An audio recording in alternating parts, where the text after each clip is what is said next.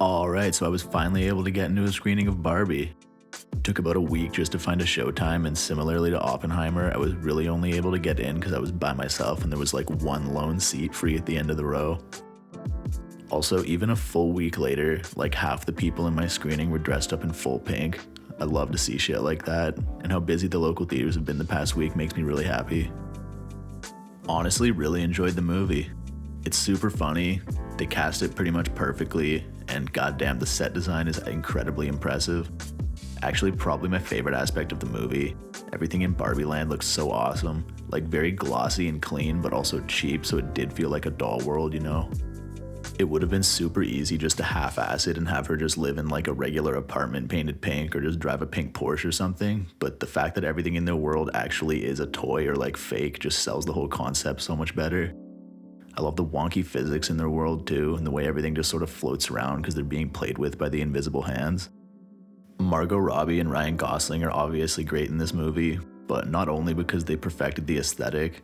Gosling in particular just really leaned into the silliness of the role and pretty much made himself as ridiculous as possible.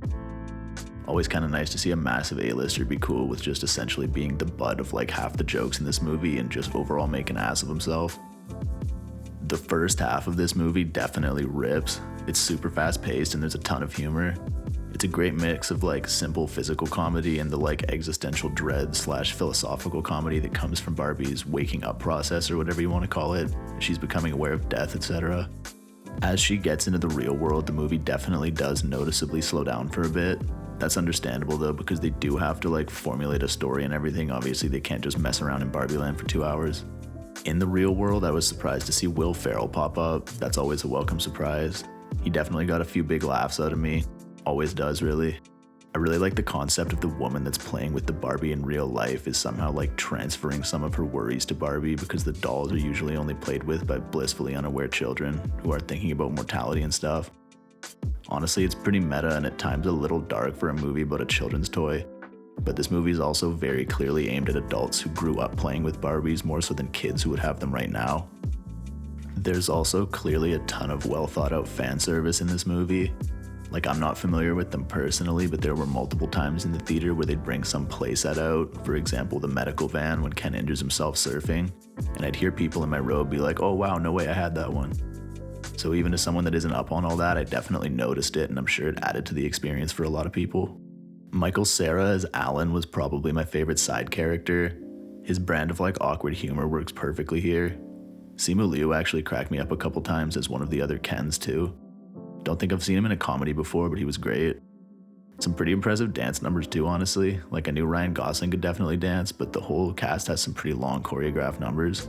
For me, this movie was definitely at its best and most enjoyable when it was mostly being goofy.